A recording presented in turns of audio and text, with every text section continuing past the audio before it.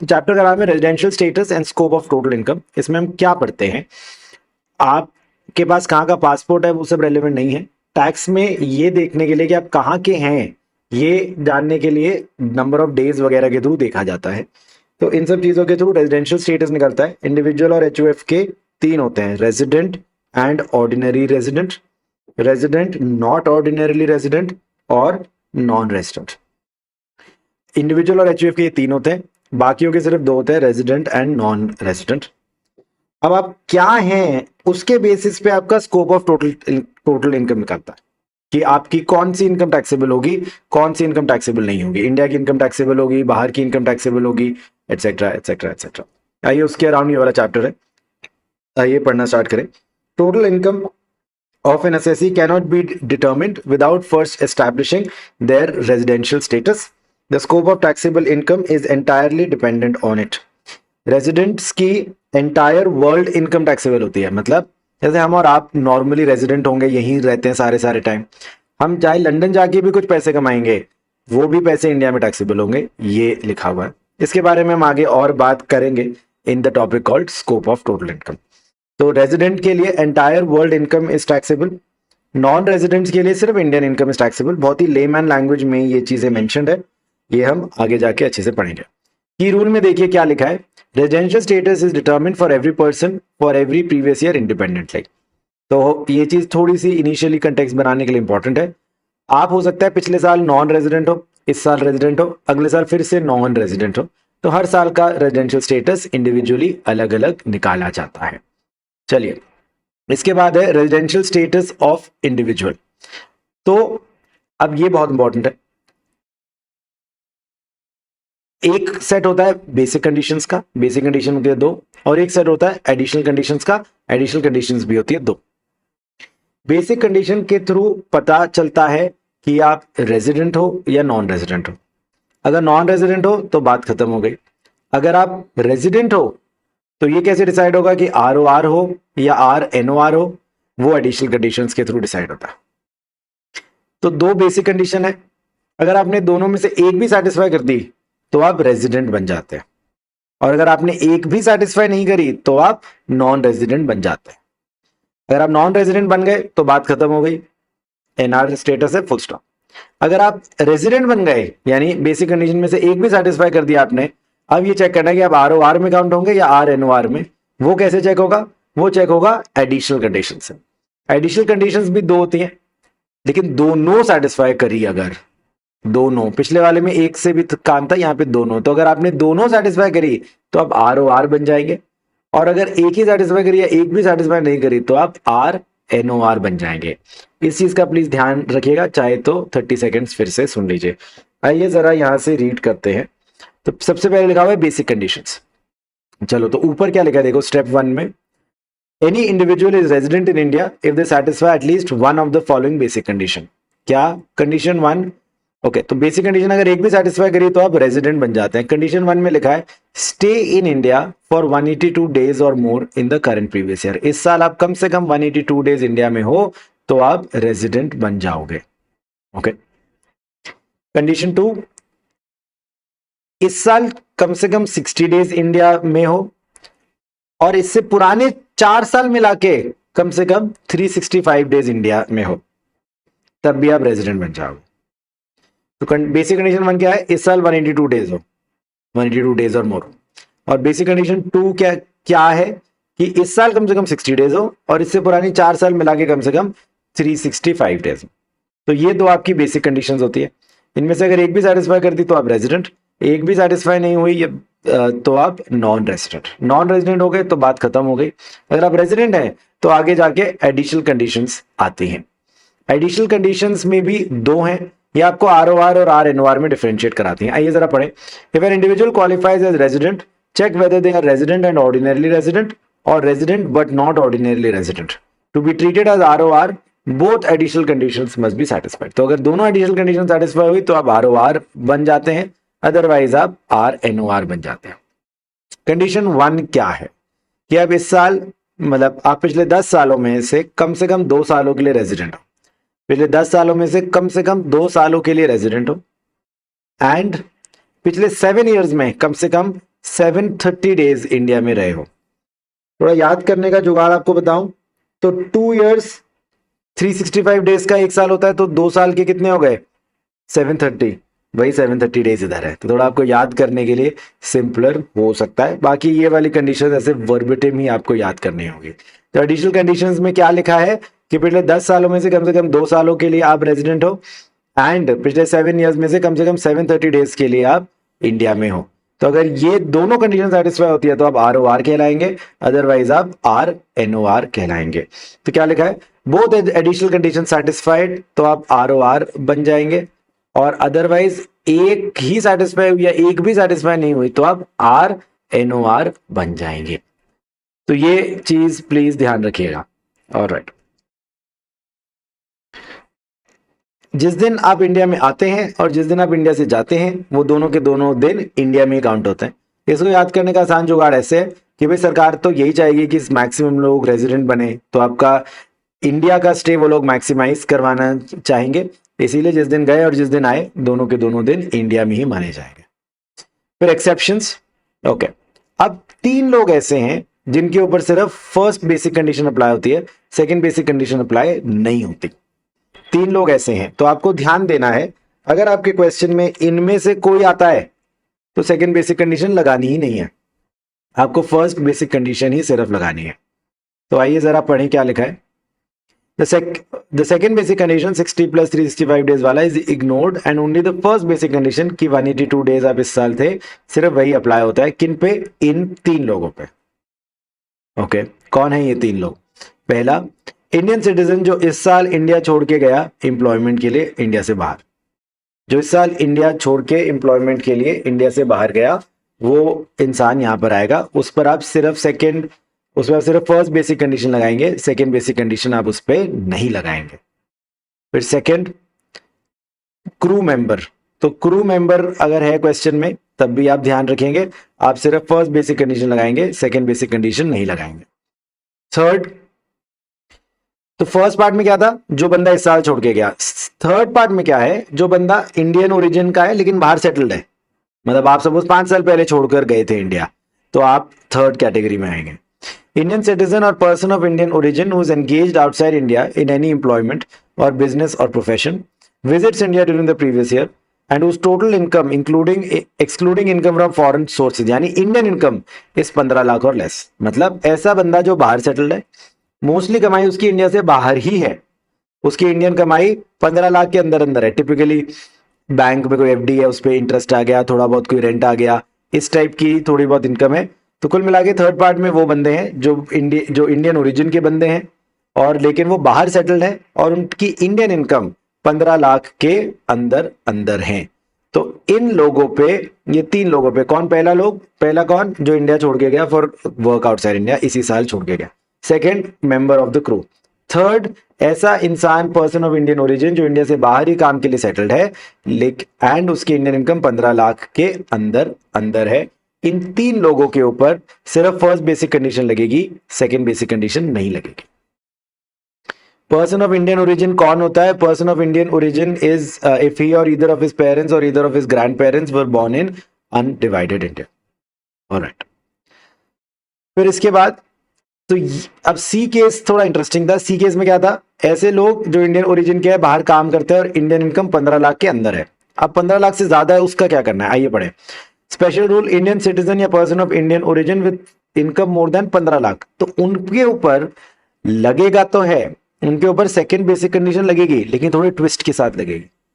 उसमें 60 डेज होता था वैसे कि इस साल कम से कम 60 डेज हो, लेकिन इन लोगों के लिए वो चेंज होके 120 डेज कर दिया गया। आइए जरा पढ़े। Where an Indian citizen or person of Indian origin has total income other than foreign income, मतलब Indian income more than 15 lakh, तो सेकंड बेसिक कंडीशन लगेगी तो है, लेकिन 60 दिन की जगह 120 दिन माने जाएंगे। फिर आगे देखिए, modified second condition for more than 15 lakh, तो वो क्या है कि stay in India for 120 days or more but less than 182 days in current previous year and 365 days or more in last 4 previous year. अगर ये हुआ तो अब RNOR बन जाएंगे सीधा, आपको एडिशनल कंडीशंस भी चेक करने की जरूरत नहीं है। तो अगर वो बंदा 15 लाख से ज्यादा उसकी इंडियन इनकम है, बाहर काम करता है, इस साल 120 डेज था, 120 से 182 डेज के बीच में था और पिछले 4 सालों में मिला के 365 डेज के लिए था, तो सीधा सीधा RNOR बन जाएगा। एडिशनल कंडीशंस भी आपको नहीं चेक करना। तो आइए ये समरी देखें, यहां से आपको और क्लैरिटी आएगी। कुल मिला के इंडिया का बंदा है, इंडिया जो कि बाहर सेटल्ड है, अगर वो 120 डेज से कम आया तो फिर सीधा सीधा NR हो गया, क्योंकि उसके लिए लिमिट ही second basic condition has been modified to 120 days. 120 से 182 डेज तक है, इंडियन इनकम 15 लाख रुपए से ज्यादा है और पिछले 4 साल 365 डेज या और मोर इंडिया में था, सीधा सीधा RNOR बन जाएगा। और अगर 182 डेज से ज्यादा है तो फिर वो फर्स्ट बेसिक कंडीशन ही सेटिस्फाई हो गया, उसके बाद एडिशनल कंडीशंस वगैरह जाके देखा जाएगा। तो ये इसका समरी का पोर्शन है, इसको प्लीज रुक के एक बार यहां तक का अच्छे से पढ़ लीजिए। अब आया क्रू मेंबर। तो ऊपर हमने एक चीज पढ़ी थी यहां पे कि जिस दिन इंडिया से आते हो और जिस दिन इंडिया में जाते हो, दोनों दिन इंडिया में काम करना है। क्रू मेंबर के लिए इफेक्टिवली उल्टा होता है। क्रू मेंबर के लिए जिस दिन वो इंडिया से गया और जिस दिन वो इंडिया से आया, दोनों के दोनों दिन इंडिया से बाहर काउंट करे जाते हैं। क्रू मेंबर के लिए उल्टा होता है। ऑल्सो इनका एक CDC होता है, continuous discharge certificate. Continuous discharge certificate में जो डेट मेंशन्ड है कि इस दिन आए इस दिन गए, वो डेट्स रेलेवेंट है। भले बोले असली में इस दिन आया था, डजंट मैटर। CDC पे जो सर्टिफिकेट है, CDC पे जो डेट है, वही डेट आपके लिए इफेक्टिवली रेलेवेंट होती है। इसके बाद इस वाले सेट में ये एक लास्ट चीज है, डीम्ड रेजिडेंट। काफी सारे लोग ना टैक्स बचाने के चक्कर में टैक्स हेवन कंट्रीज में शिफ्ट कर जाते हैं। सदर्न यूरोप वगैरह में कुछ कुछ कंट्रीज हैं जहां पे कि टैक्सेस वगैरह नहीं है, तो काफी सारे इंडियन ओरिजिन के लोग वहां जाके सेटल हो जाते हैं to save taxes from India. इस चीज को थोड़ा ठीक करने के लिए सरकार ने ये फंडा बनाया है, डीम्ड रेजिडेंट। डीम्ड रेजिडेंट क्या होता है? ऐसे लोग जो कि अदरवाइज शायद रेजिडेंट ना हो, बट उन्हें मान लिया जाएगा कि वो रेजिडेंट है। आइए पढ़े। N Indian citizen having total income other than foreign sources exceeding 15 lakh, मतलब इंडियन इनकम, अगर किसी की इंडियन इनकम 15 लाख से ज्यादा है और वो ऐसी जगह पे है जहां पे उसको टैक्स नहीं देना, वो एक ऐसी कंट्री में है जहां पे उसको टैक्स नहीं देना, मतलब आपकी इंडियन इनकम 15 लाख रुपए से ज्यादा है और आप एक ऐसी जगह पे है जहां पे आपको टैक्स नहीं देना, मतलब वही टैक्स हेवन कंट्री में, तो आप इफेक्टिवली डीम्ड RNOR बन जाओगे। इंडिया आए बिना भी आप वो बन जाओगे। ठीक है, तो अगर ये आपकी इंडियन इनकम 15 लाख से ज्यादा है और आप एक ऐसी जगह पे हैं जहां पे कोई टैक्सेस नहीं है, तो आप RNOR बन जाएंगे, डीम्ड RNOR। आइए देखें। N Indian citizen having total income Indian income exceeding 15 lakh shall be deemed to be resident in India if he is not liable to tax in any other country or territory by reason of his domicile, residence or any other similar criteria. Key point, such person is always RNOR. This provision does not apply if individual is already resident. अगर ऊपर वाले किसी rules के से वो resident है, फिर तो रेजिडेंट है ही। Liable to tax means this. Alright, तो इस तरीके से ये आपका इंडिविजुअल वाला समाप्त होता है। बहुत इंपॉर्टेंट पोर्शन है, एक बार रुक के अच्छे से इसको कंसोलिडेट करिए, कुछ क्वेश्चंस वगैरह करिए, आपको क्लैरिटी आएगी। रेजिडेंशियल स्टेटस ऑफ HUF, अगर HUF थोड़ा सा भी इंडिया से मैनेज है तो रेजिडेंट, अदरवाइज अगर इंटायरली आउटसाइड इंडिया से मैनेज है तो नॉन रेजिडेंट। अगर रेजिडेंट हो गया तो कैसे डिसाइड होगा? ROR और RNOR कर्ता के स्टेटस से डिसाइड होगा। चलिए, अब इससे एकदम मिलता जुलता ये है residential status of firm, AOP, BOI, local authority, artificial juridical person. इनके लिए सिर्फ R या NR होता है। अगर कुछ भी इंडिया से मैनेज है तो R, अदरवाइज अगर इंटायरली इंडिया से बाहर से ही मैनेज्ड है तो non resident. Residential status of company, इसके बारे में फाइनल में और डिटेल में पढ़ेंगे, बट है वही सब बातें कि अगर इंडियन कंपनी है तो वो रेजिडेंट है ही।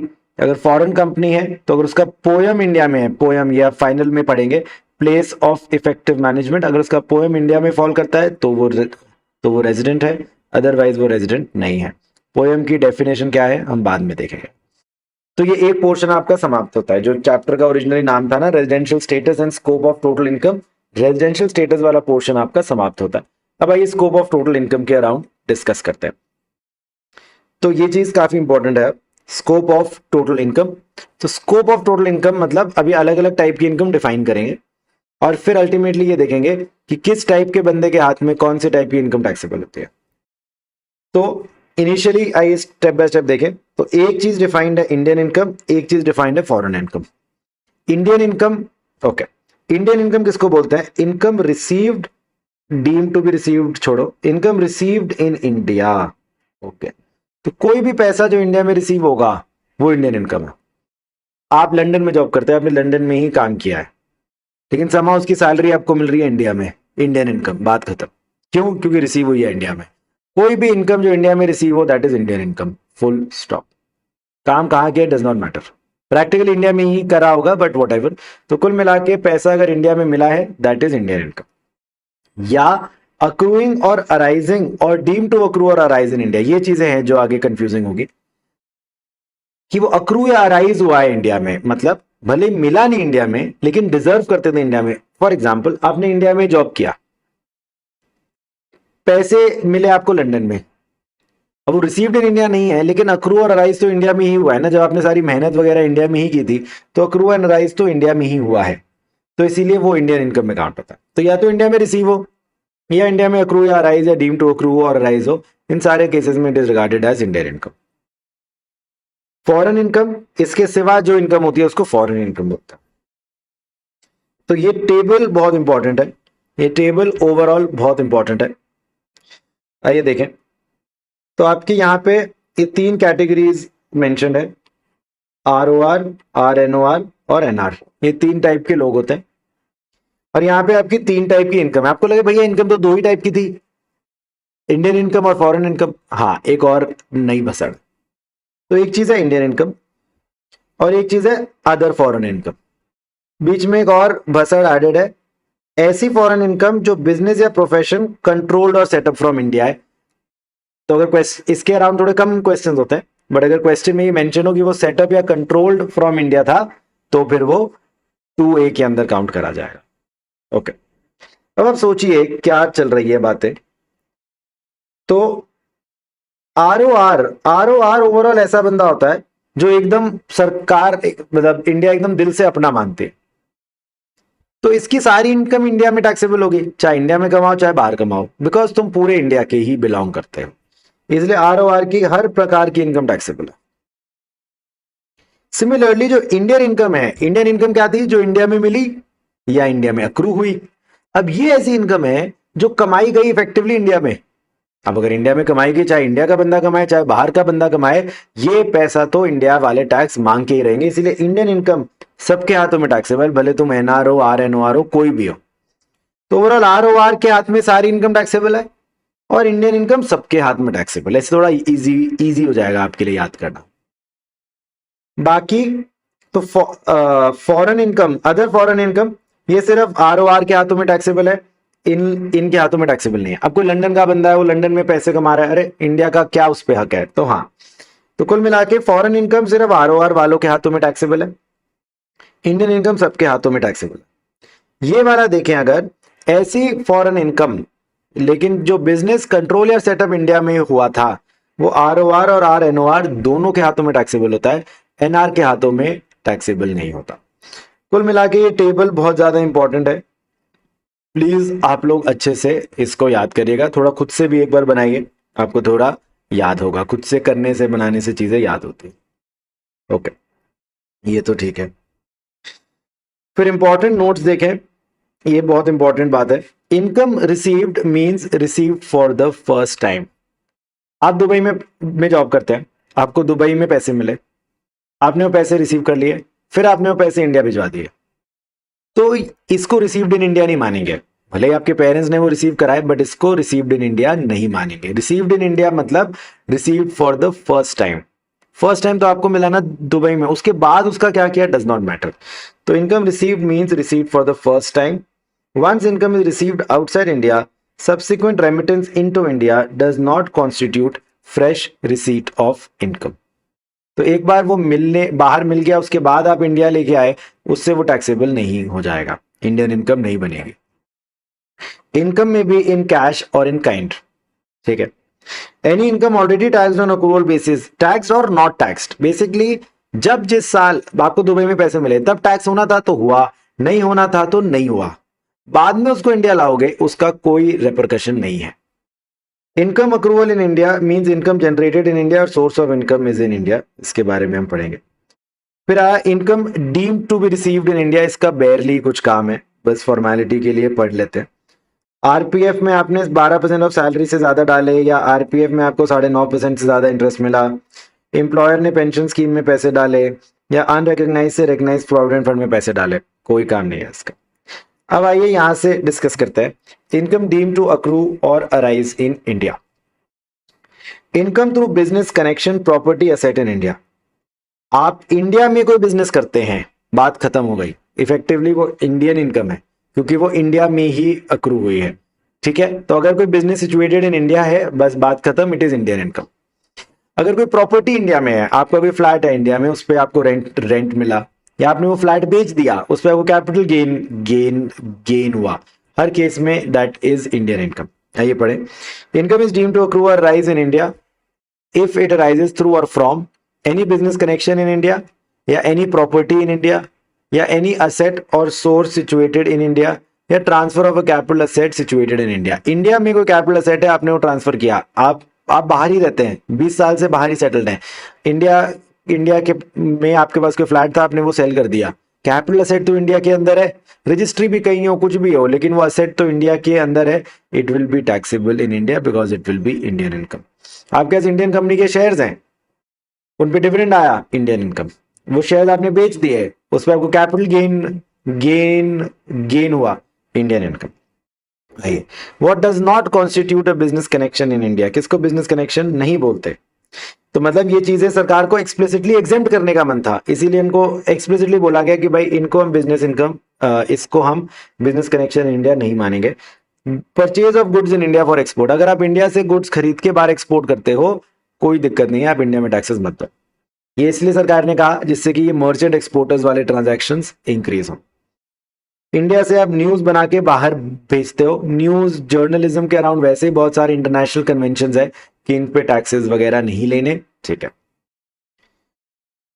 आपने देखा होगा, पर्सनली भी एक्सपीरियंस करा होगा, मूवीज जब कोई स्पेसिफिक कंट्री को स्पेसिफिक सिटीज दिखाती हैं तो उनके अराउंड काफी टूरिज्म वगैरह वगैरह बढ़ता है। स्विट्जरलैंड को स्विट्जरलैंड बनाने में शाहरुख खान का बहुत बड़ा हाथ है, क्योंकि उसकी ये जो भी कुछ कुछ होता है या जो भी दिलवाले दुल्हनिया वगैरह के थ्रू बहुत सारा प्रमोशन हुआ और बहुत सारे इंडिया, बिकॉज हमारी पॉपुलेशन बहुत ज्यादा है, बहुत सारा इंडिया घूमने गया। तो जो भी है, अब सरकार उसका रिवर्स चाहती है कि बाहर के लोग आके इंडिया में मूवी बनाएं। तो अगर बाहर के बंदे हो आप और आप इंडिया में आके मूवी बनाते हो, कोई टेंशन नहीं है, बिजनेस कनेक्शन इन इंडिया नहीं माना जाएगा, आपको इंडिया में टैक्स नहीं देना पड़ेगा। फिर ये डायमंड माइनिंग के अराउंड कुछ है। ठीक है, तो इन 4 केसेस में this is not a business connection in India, ये इंडिया में टैक्सेबल नहीं होगा। फिर इनकम फ्रॉम प्रॉपर्टी असेट और source of income situated in India, जो मैंने आपको एग्जांपल्स बताए, इंडियन कंपनी का शेयर है, फ्लैट है, रेंट आता है। Income from transfer of capital asset situated in India, India के अंदर आपका कोई कैपिटल असेट है, वो ट्रांसफर हुआ, वो भी जो इनकम आएगी वो accrue or rise in India होगी। Regardless of where the registration of document of transfer takes place or whether consideration is received in India or outside India, कहीं भी रजिस्ट्री हो, कहीं भी पैसे मिले, अगर वो असेट इंडिया के अंदर था तो वो इंडियन इनकम मानी जाएगी। ऑलराइट, फिर इसके बाद आया सैलरी इनकम। सैलरी इनकम, तो अगर आपने इंडिया में जॉब करा था, इंडिया में मेहनत करी थी, उसके पैसे आपको मिल रहे हैं, भले ही बाहर मिले भले इंडिया में मिले, that will be Indian income. इसमें 1-2 बातें बड़ी इंटरेस्टिंग है, आइए जरा पढ़ते हैं। Salary income for services rendered in India is deemed to accrue or arise in India whether such income arises before or after the service is rendered, like gratuity, pension, profit in lieu of salary. एक interesting example discuss करते हैं। आपने पूरी जिंदगी India में काम किया, salary ली, इंडियन इनकम टैक्सेबल। अब आप रिटायर होने के बाद लंदन शिफ्ट हो गए, यहां पर अब आपको पेंशन आती है इंडिया से। तो पेंशन इस बात की आती है ना, क्योंकि आपने इंडिया में काम करा था, इंडिया में सैलरी कमाई थी, इसीलिए ये भी अब इंडिया में taxable. Salary from government to Indian citizen for service outside India, ये टिपिकली जो एम्बेसीज वगैरह में काम करते हैं उन लोगों के पॉइंट ऑफ व्यू से ये मेंशन है कि अगर आपको सैलरी मिल रही है गवर्नमेंट ऑफ इंडिया से, आप भले ही बाहर काम करते हैं, लेकिन वो salary deem to accrue or rise in India होगी, परक्विजिट्स नहीं होंगे। आइए जरा पढ़ें। Salary received by Indian citizen from government of India for services rendered outside India, Indian citizen है, गवर्नमेंट ऑफ इंडिया से सैलरी मिली, service has been rendered outside India, तो वो deem to accrue or rise in India माना जाता है। लेकिन perquisite and allowances exempt है, ये चीज प्लीज ध्यान रखिएगा, परक्विजिट एंड अलाउंसेस एग्जेम्प्ट है।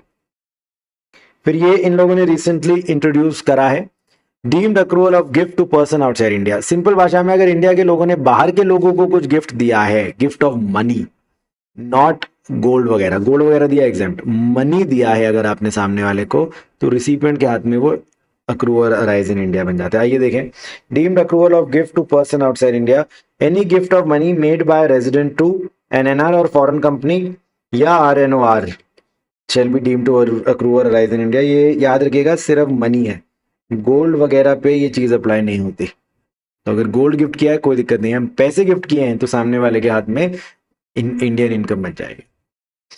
इसके बाद आया इंटरेस्ट इनकम। तो ये 3-4 चीजें हैं, काफी सिमिलर हैं आपस में, आइए जरा समझें। तो कुल मिला के एक बंदे ने पैसे बोरो किए, मतलब मान लीजिए ये बैंक है या जो भी है, इसने पैसे लेंड किए, इसने उसको बदले में इंटरेस्ट दिया। तो अभी इंटरेस्ट इनकम पे बात हो रही है कि इसके हाथों में इंटरेस्ट इनकम टैक्सेबल है या टैक्सेबल नहीं है। अब वो डिपेंड करता है कि वो पैसा किस यूज में आया था। ये जो पैसा आपने लेंड किया वो पैसा किस यूज में आया। अगर वो पैसा इंडिया में बिजनेस करने में यूज हुआ है इफेक्टिवली, तो ये जो इंटरेस्ट आपको मिला ये आपके हाथों में taxable. As simple as that. यही बात है ग्रेचुटी की, रॉयल्टी, ग्रेचुटी कह रहा हूं, रॉयल्टी की, एफटीएस की, विल सी। तो बेसिकली जिसको इंटरेस्ट मिला, मतलब जिसने लोन दिया, उसके पॉइंट ऑफ व्यू से बात है। तो अगर जो पे करने वाला है, अगर आपको सरकार से मिला है, इंडियन गवर्नमेंट से मिला है, तो इंडिया में यूज करा होगा पैसा। तो अगर इंडियन गवर्नमेंट से आपको मिला है तो हाँ, it is deemed to accrue or arise in India. अगर रेजिडेंट पर्सन से मिला है तब भी चांसेस है इंडिया में ही सेट में ही करा होगा उसने। बट हाँ, अगर मेंशन्ड हो कि नहीं रेजिडेंट पर्सन ने बोरो किया लेकिन उसने बाहर किसी बिजनेस में यूज किया, फॉर एग्जाम्पल मैंने रशिया के कहीं से पैसे बोरो किए, उससे इंडिया में बिजनेस किया, तो वो रशिया को जो इंटरेस्ट मिलेगा वो उनके हाथों में टैक्सेबल होगा, क्योंकि उनका दिया हुआ पैसा इफेक्टिवली इंडिया में यूज हुआ। लेकिन अगर क्वेश्चन में दिया कि रेजिडेंट पर्सन ने बोरो की लेकिन उन्हें बांग्लादेश में फैक्ट्री लगाई, तो अब ये टैक्सेबल नहीं होगा। क्यों? क्योंकि ये पैसा इंडिया में नहीं इस्तेमाल हुआ। आइए जरा देखें, except where the money borrowed is use for business or profession carried on outside India or for earning income from a source outside India. कुल मिला के अगर वो पैसा इंडिया से बाहर लगा है तो वो टैक्सेबल नहीं होगा, ध्यान रखिएगा। नॉन रेजिडेंट ने बोरो किया, और अगर वो एक्सप्लिसिटली इंडिया में बिजनेस करने में इस्तेमाल कर रहा है तो फिर टैक्सेबल। तो रशिया से पैसे बोरो करे यूके के किसी बंदे ने यूएस में बिजनेस करने के लिए तो नहीं होगा, लेकिन अगर रशिया से किसी यूके के बंदे ने पैसे बोरो किए to do business in India तो फिर वो इंडिया में टैक्सेबल होगा। इसमें 1-2 चीजों का ध्यान रखिएगा। इन्वेस्टिंग इन शेयर्स, पैसे लिए और इंडिया में शेयर्स में इन्वेस्ट करा तो नॉट अक्रूड माना जाता है, क्योंकि सिर्फ शेयर्स में इन्वेस्ट करना इज नॉट बिजनेस। कंफ्यूजन होती है इसमें। क्वेश्चन में दिया हो कि किसी फॉरेनर ने पैसे बोरो किए और उसने इंडिया में इंडियन कंपनी के शेयर्स खरीद लिए। हमको इतना इंडिया इंडिया सुन के लगता है ये तो deemed to accrue or rise in India है, बट अनफॉर्चुनेटली वो नहीं है, प्लीज ध्यान रखिएगा। ऐसे रॉयल्टी, तो बाहर के किसी बंदे ने कुछ बुक लिखी, कोई टीवी शो बनाया, एटसेट्रा एटसेट्रा, इस बात की उसको रॉयल्टी मिली। अब वो रॉयल्टी किससे मिली है, किस काम में आई है, इस पे डिपेंड करता है कि वो रॉयल्टी इनकम इंडिया में टैक्सेबल होगी या नहीं होगी। एकदम सेम बात है। देखो, अगर गवर्नमेंट से मिली है तो इंडिया में ही करी होगी यूज, तो टैक्सेबल है। अगर रेजिडेंट पर्सन से मिली है तब भी है। हाँ, बाय चांस मेंशन हो कि इंडिया से बाहर किसी बिजनेस में वगैरह में यूज किया है तो नहीं टैक्सेबल होगा, अदरवाइज टैक्सेबल होगा। और अगर नॉन रेजिडेंट से मिला है, तो अगर नॉन रेजिडेंट से मिला और ये मेंशन है कि उसने इंडिया में लगाया है तो वो टैक्सेबल होगा। डेफिनेशन ऑफ रॉयल्टी, आइए जरा जल्दी जल्दी से देखें। Royalty means consideration including any lump sum consideration for transfer of all or any rights in respect of patent, invention, model, design वगैरह। Imparting of any information concerning working of patent, ठीक है, patent ठीक है। Technical, industrial, commercial, scientific knowledge, okay, industrial, commercial, scientific equipment, ठीक है। Copyright, literary, artistic, scientific work, ठीक है। Rendering any service, ठीक है। कंप्यूटर सॉफ्टवेयर भी रॉयल्टी में आता है, कंप्यूटर सॉफ्टवेयर भी रॉयल्टी के अंदर आता है। चलिए, तो lump sum royalty by resident to non resident for supply computer software along with computer hardware. आपने लैपटॉप लिया, उसमें विंडोज वगैरह इंस्टॉल्ड है। अब जो आपने पैसे दिए लैपटॉप प्लस विंडोज के दिए, तो विंडोज के जो पैसे दिए वो टेक्निकली रॉयल्टी के पैसे हैं, बट सरकार कहती है ऐसे अलग अलग से नहीं देखेंगे। तो अगर किसी हार्डवेयर के अंदर एम्बेडेड कोई सॉफ्टवेयर है, उसकी आपने खरीदते टाइम कुछ रॉयल्टी दी है, इट्स ओके, उसको हम इग्नोर करते हुए चलते हैं, ठीक है। ऐसे एकदम सेम है around FTS, fees for technical services. अगर आप कोई बाहर के बंदे हैं, आपको फीस फॉर टेक्निकल सर्विसेज मिली, अगर गवर्नमेंट से मिली है तो फिर इंडिया में ही यूज करा होगा, टैक्सेबल। अगर रेजिडेंट पर्सन से मिली है तब भी टैक्सेबल। हाँ, अगर ये मेंशन है कि ये इंडिया से बाहर किसी बिजनेस में यूज हुआ है, देन नॉट टैक्सेबल। और नॉन रेजिडेंट से मिली है, अगर वो इंडिया में बिजनेस के लिए यूज हुआ, एकदम सेम बात है। इंटरेस्ट की, रॉयल्टी की, एफटीएस की एकदम सेम बात है। डेफिनेशन ऑफ एफटीएस, एफटीएस में मैनेजरियल टेक्निकल कंसल्टेंसी, ये सारी की सारी चीजें आती हैं। तो इस तरीके से दोस्तों आपका चैप्टर समाप्त होता है। I hope this was helpful and I hope to see you guys in the next one. All the best, study hard.